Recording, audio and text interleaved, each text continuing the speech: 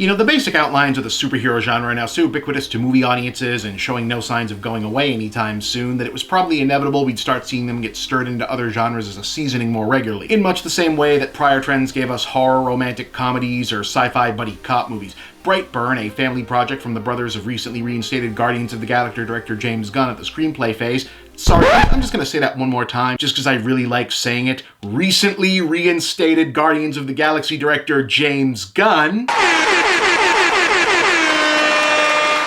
has one heck of a killer hook as far as these kind of genre-crossing pitches are concerned, mashing up the outline of a killer kid horror flick with the familiar trappings of a superhero origin story, specifically the Superman story. Or, framed more succinctly, what if Clark Kent was Michael Myers? It's a good gimmick as gimmicks go, and it probably wouldn't have come along at a more appropriate time considering one whole swath of superhero cinema is in the midst of a fascinating public course correction in the wake of audiences widely rejecting a recent stab at taking the actual Superman in a horror movie bleak direction.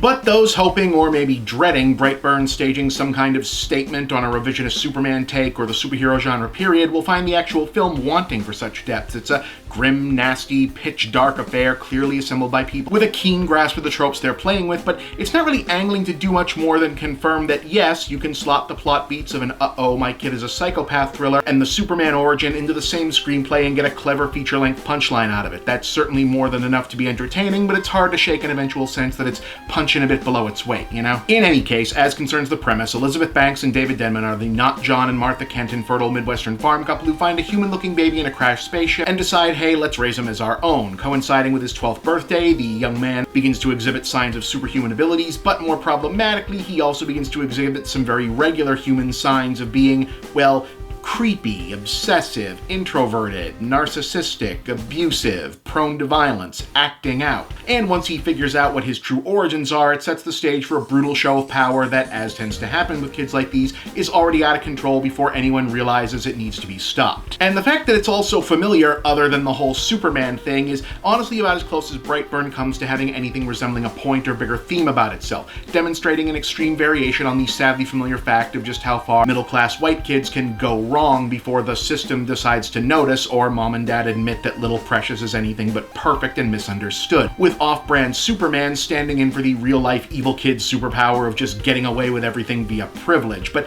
that's more something that comes with the territory of evil kid movies. It's just as present in stuff like The Bad Seed or The Omen or We Need to Talk About Kevin or even Rob Zombie's Halloween remake than something achieved by mashing these specific genre cliches together. Now again, that's not necessarily a bad thing, more like it's odd to have the setup invest so much in what if Superman had been evil as a big idea hypothetical when the answer turns out to be, well, that would be bad, wouldn't it? As you'd probably assume right away. It squanders possibly its biggest opportunity at hitting greater depths with an early wink in the direction of Dragon Ball's own Superman inversion, i.e. implying that the destructive tendencies were the child visitor's original intent all along, which makes for economical storytelling in this case, but robs it of the much scarier thematic notion that the same cultural forces that churn out serial killers and school shooters among normal American kids could work just as insidiously on an ersatz Clark Kent. Still, what it lacks in surprises, it mostly makes up for in solid horror movie craftsmanship, deftly executed shock scenes, and winning performances from the assembled cast. Banks has more or less the lead and audience POV role, selling the difficult characterization of someone who's sympathetic even as we know she's making terrible, stupid decisions because, hey, it's her kid and she loves him. Denman is a winning presence as a guy who knows something is up but really isn't equipped to handle it the way he might otherwise want to. And newcomer Jackson A. Dunn, who also had a cameo in Avengers Endgame, isn't that funny, does compelling work as the kid at the center of things, framed as a possible franchise starter for its own dark superhero mini-universe, complete with blink and you'll miss it Easter egg confirming that it shares continuity with James Gunn's earlier comic satire Super, and a post-credit scene suggesting twisted alt versions of Wonder Woman and Aquaman are lurking somewhere out there.